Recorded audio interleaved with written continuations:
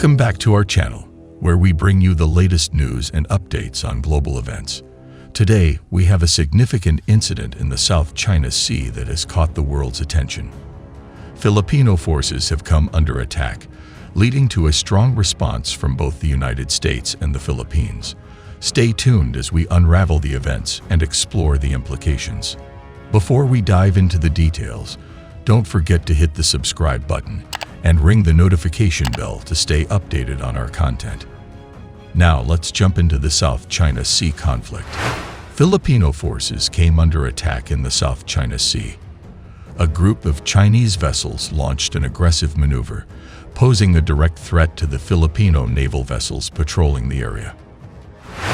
The attack on Filipino forces was a blatant act of aggression.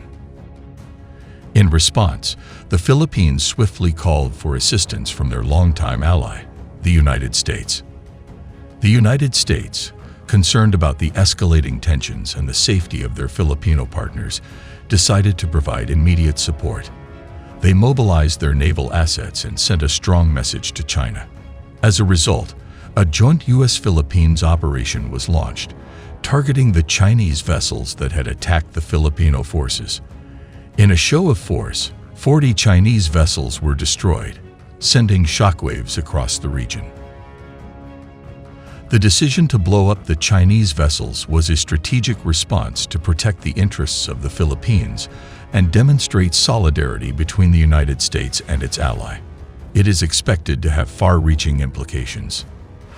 The United States renewed a warning that it would defend its treaty ally if Filipino forces come under attack in the disputed South China Sea, after a Chinese Coast Guard ship allegedly hit a Philippine patrol vessel with military-grade laser that briefly blinded some of its crew.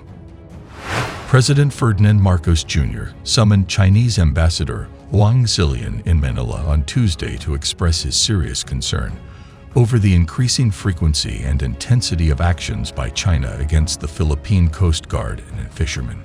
Communications Secretary Xiloy Garifil said without elaborating. The Department of Foreign Affairs separately sent a strongly worded diplomatic protest to the Chinese embassy that condemned the shadowing, harassment, dangerous maneuvers, directing of military-grade laser and illegal radio challenges by the Chinese ship. The incident took place February 6, when the Chinese Coast Guard ship beamed high-grade lasers to block the Philippine patrol vessel BRP Malapascua from approaching 2nd Thomas Shoal on a resupply mission to Filipino forces there, according to Philippine officials. China claims the South China Sea virtually in its entirety, putting it on a collision course with other claimants. Chinese naval forces have been accused of using military-grade lasers previously against Australian military aircraft on patrol in the South China Sea and other spots in the Pacific. Despite friendly overtures to Beijing by former Philippine President Rodrigo Duterte and his successor, Ferdinand Marcos Jr., who met Chinese leader Xi Jinping in January in Beijing, tensions have persisted, drawing in closer military alliance between the Philippines and the U.S. Chinese Foreign Ministry spokesperson Wang Wenbin said Monday that a Philippine Coast Guard vessel trespassed into Chinese waters without permission. Chinese Coast Guard vessels responded professionally and with restraint at the site in accordance with China's law and international law, he said, without elaborating or mentioning the use of laser.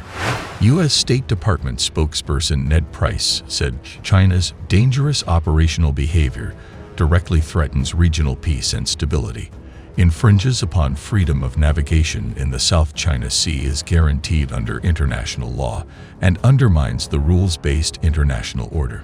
The United States stands with our Philippine allies, Price said in a statement. He said that an armed attack on Philippine armed forces, public vessels, or aircraft, including those of the Coast Guard in the South China Sea, would invoke U.S. mutual defense commitments under a 1951 treaty. The treaty obligates the allies to help defend one another in case of an external attack. Aside from China and the Philippines, Vietnam, Malaysia, Taiwan, and Brunei also have overlapping claims in the resource-rich and busy waterway, where a bulk of the world's commerce and oil transits. Washington lays no claims to the disputed sea, but has deployed forces to patrol the waters to promote freedom of navigation and overflight moves that have angered Beijing, which has warned Washington to stop meddling in what it says is a purely Asian dispute. The contested waters have become a volatile front in the broader rivalry between the U.S. and China in Asia and beyond. Price said the Chinese Coast Guard's provocative and unsafe conduct interfered with the Philippines' lawful operations in and around Second Thomas Shoal. In July, U.S. Secretary of State Antony Blinken called on China to comply with a 2016 arbitration ruling that invalidated Beijing's vast territorial claims in the South China Sea and warned that Washington was obligated to defend the Philippines under the Mutual Defense Treaty. On Monday, Price reiterated that the legally binding decision underscored that China has no lawful maritime claims to the Second Thomas Shoal.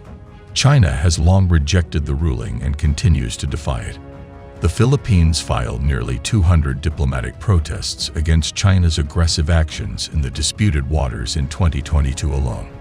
The geopolitical implications of this incident are significant. The South China Sea has long been a disputed region, with several countries vying for control. This latest escalation could further strain relations between China and its neighboring nations. China's assertive actions in the South China Sea have raised concerns globally. The destruction of the Chinese vessels by the U.S.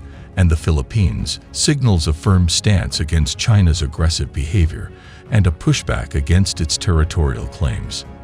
The repercussions of this incident may extend beyond the immediate region. It could affect the global balance of power, international trade, and diplomatic relations. While the destruction of the Chinese vessels served as a response to the attack on Filipino forces, it raises questions about the future course of action. Will this incident lead to further escalations or a diplomatic resolution? Only time will tell. And that wraps up our coverage of the recent escalation in the South China Sea conflict. If you found this video informative, make sure to give it a thumbs up and share it with others who might be interested. Don't forget to subscribe to our channel and hit the notification bell to stay updated on global events. Thank you for watching, and we'll see you in the next video.